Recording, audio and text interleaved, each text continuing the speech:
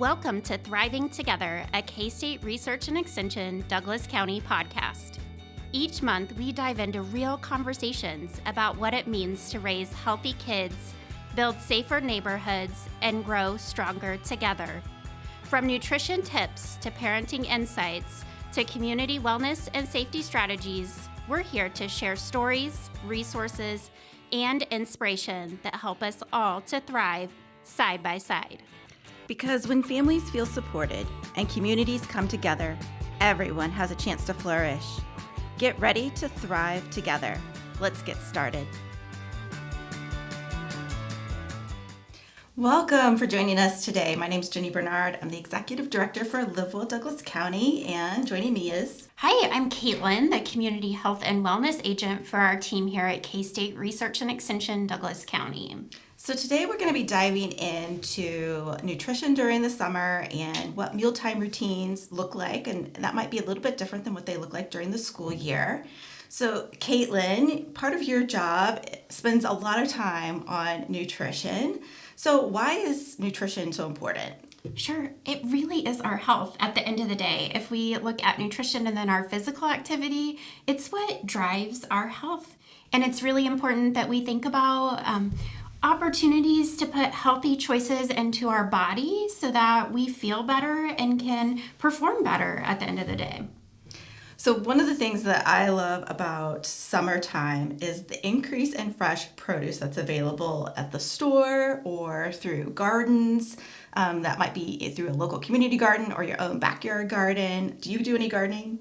We do. I jokingly say people think because I work here at the extension office that I am some sort of magical gardener, and my garden it typically does not do well, probably because we are way overscheduled as a family, and taking on a project like a garden is not probably really a good idea, but we give it a good try every year. Okay, that makes me feel a lot better because I'm in the same boat.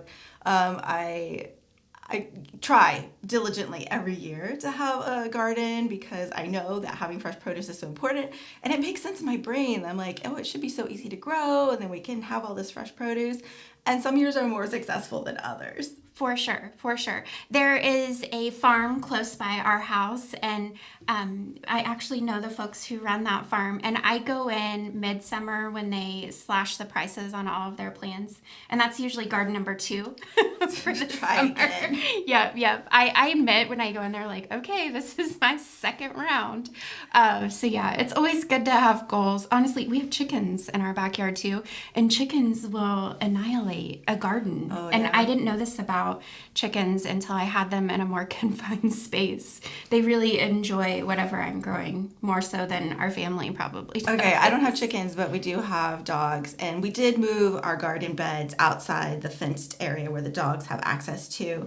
They didn't really understand the boundaries that I was trying to put in place to keep them out of the garden, and so that has helped a lot. So I would say if you want to try gardening, we're not experts, but we do have folks in our office who are incredibly talented gardeners, probably just not Ginny and Kaitlyn. So thinking about the produce sort of reminds me of just some of the general nutrition guidance around MyPlate. Can you explain a little bit more about what is MyPlate? For sure. So when we were growing up, the school system and the government were using this thing called a pyramid, which looking back was really confusing to interpret as to what we should be consuming, right? Like we don't eat pyramids. We eat on plates. So several years ago, the government and USDA actually adopted MyPlate, and a great resource, and it's actually a beautiful website, is myplate.gov. They're also on a lot of social media handles. So I know Instagram, for instance, their MyPlate page there has beautiful recipes and suggestions, but MyPlate essentially is looking at a plate and then looking at the 5 different food groups and what those proportions should look like. So we think of the 5 different food groups as fruit, veggies, grain, protein, and dairy. And really, half of our plate should be fruits and vegetables, which is a stretch. We know across consumption of Americans that we underconsume fruit and vegetables. So when we look at MyPlate, it's a circular plate, right? And half of it, the top quarter could be fruits and the bottom quarter could be vegetables. And we know that most of us are not getting there. Oh, definitely. This is a struggle in our house. It is. It is. I think especially with younger kids, vegetables are a hard sell. Fruit is easy for me to actually get my kids to eat, but vegetables, they're not as tasty for a young person's palate. And oftentimes it's like figuring out what your kids will eat for a vegetable, and then you may have that veggie on repeat. So right now, my kids are really into roasted broccoli, but I also wanted to share with listeners, when I first started giving my kids broccoli, they would not touch it. So just because you introduce a veggie and they don't eat it doesn't mean that you should not reintroduce it. Yeah, I've had the same experience since my kids have been growing. So very little on. Sometimes they were very open to trying new things. One of my kiddos was more hesitant. And it's sort of been an up and down roller coaster, right? Depending on their age and I think their taste buds and what they're experiencing. Sometimes they're really into trying vegetables and will eat them, and other times it's definitely not their favorite thing, and it'll be the last thing on their plate. Yes, yes. But keep in mind, I've read somewhere that you have to reintroduce things 11 different times before a person can decide if they like or truly dislike that food. There are some condiments that I don't like, right? Like my parents probably did not reintroduce mayonnaise to me enough times for me to buy into it because I still don't like mayonnaise, right? I really can't think of a lot of food that I won't eat, but there are definitely some condiments that I'm particular about. So reintroducing those. So the broccoli, for instance, other popular choices with my kids who are 7 and 9. I know we mentioned that on the last segment. Baby carrots, which are super easy to buy, prep, and have ready, and you can eat those uncooked out of the fridge with some dip, or you can roast those too. You can steam them. There are lots of different choices. Sugar snap peas. My girls also really like cucumbers, peeled and sliced up. Anything that you can dip into like hummus Yeah, or some 100%. ranch dip.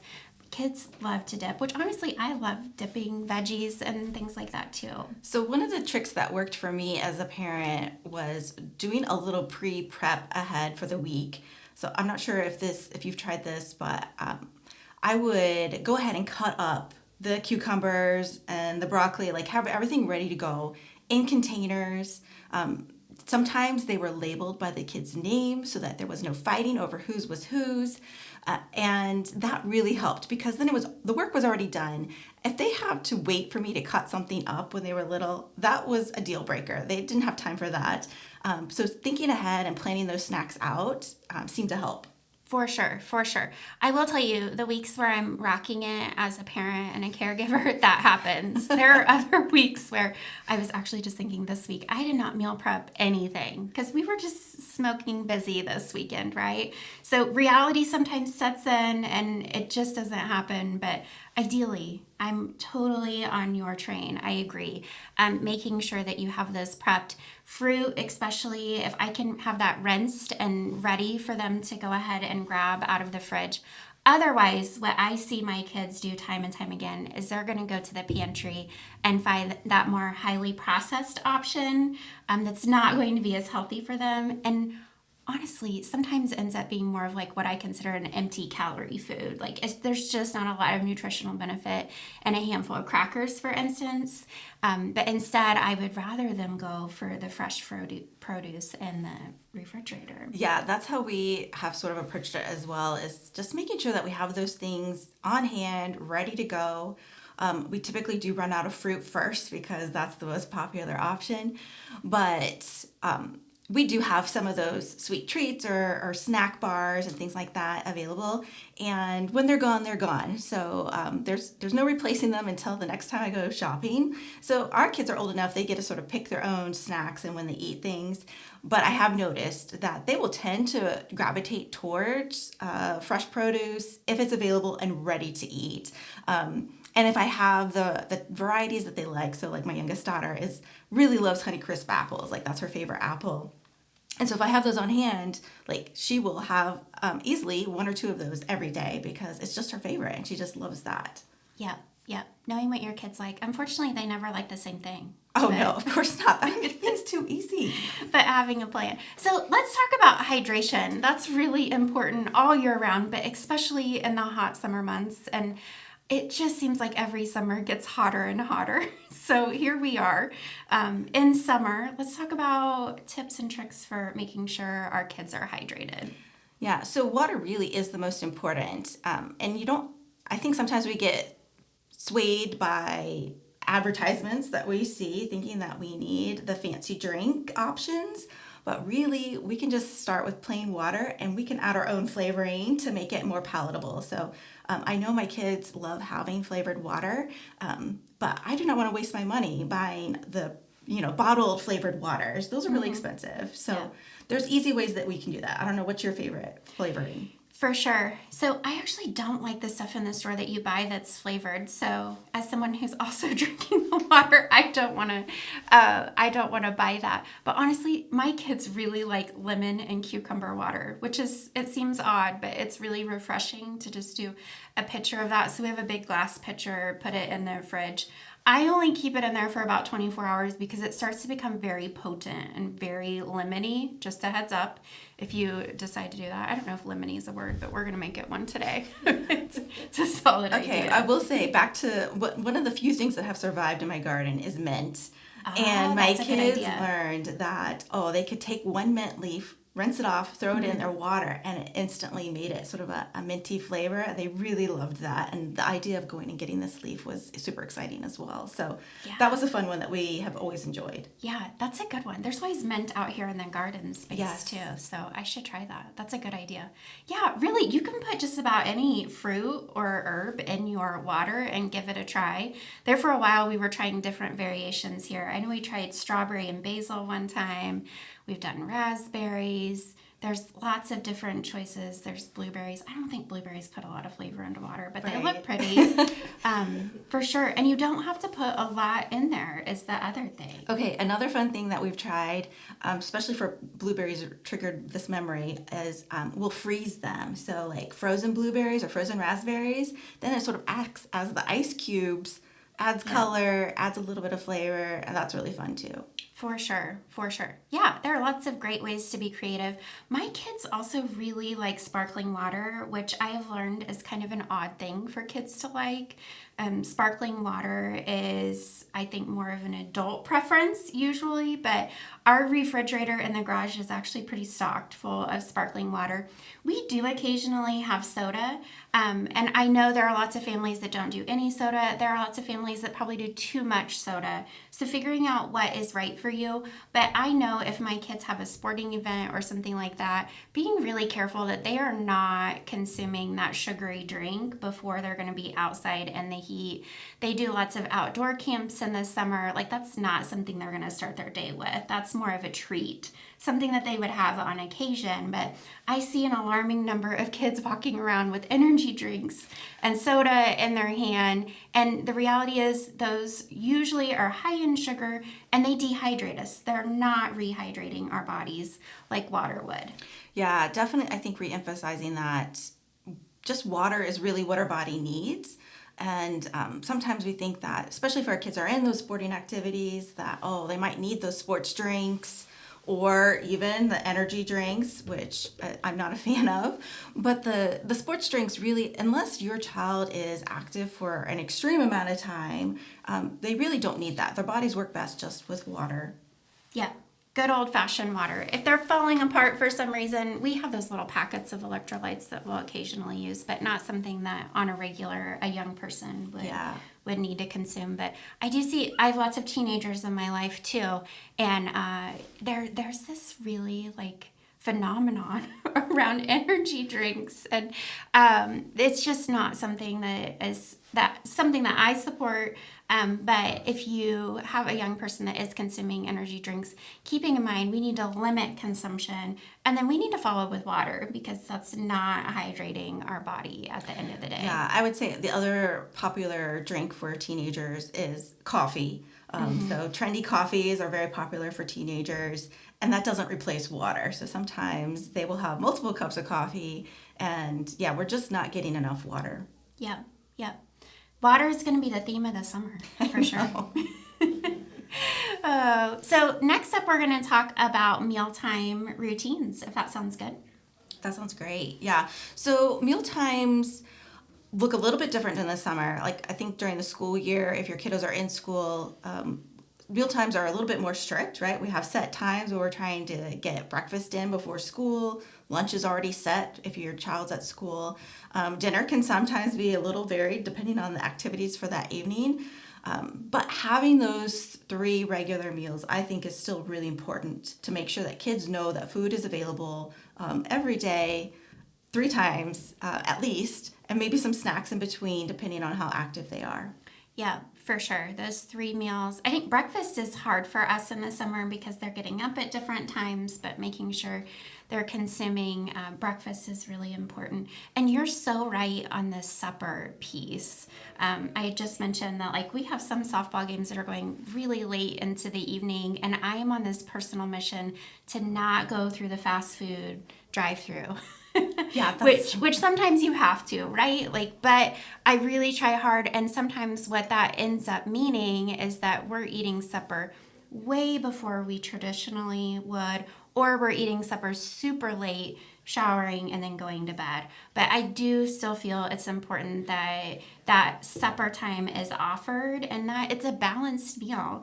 So people are probably going to laugh at this, but I often, when my kids are building their own meals, thinking about like MyPlate, right? And okay, let's think about MyPlate. Where's your fruit? Where's your veggie, your grain, your protein, and then your dairy? Talking your kids through that so you hopefully can work towards that balanced meal. Yeah, and that's really important. As your kids get older, they're going to become more independent. So my teenagers now do a lot of their own meal planning and prepping. And I do give some prompts and reminders. Keep it just checking in, seeing how things are going. But I ask those exact same questions. Have you had a fruit or vegetable today? Or what is your plan for dinner tonight? I know you have this and this activity.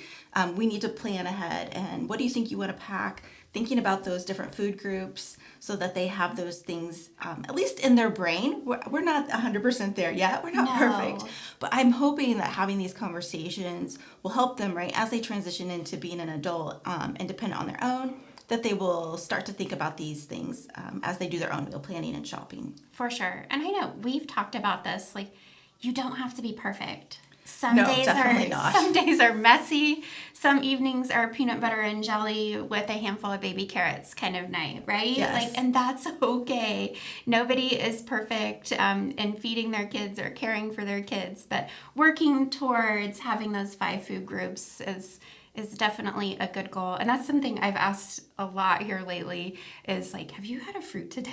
Like, have you had any vegetables? Let's talk about that. Because sometimes I don't know what they're consuming during the school day, and same thing during the summer with whoever's babysitting them, not knowing exactly what they're probably eating, but making sure that we're getting those in. So one of the things that I have practiced with my own kiddos, and this is based off of some research that comes from Ellen Satter, which is a division of responsibility, and it's really helping parents provide some guidance and structure, but letting kids choose how much they're going to eat. So we've never put restrictions on food. They always have gotten to decide how much or how little based on their own hunger. How have you approached that? Yeah, I'm the same way, but I very much grew up in a household where you finished your plate and then you got to get up from the dinner table, which I think really establishes some unhealthy relationships with food.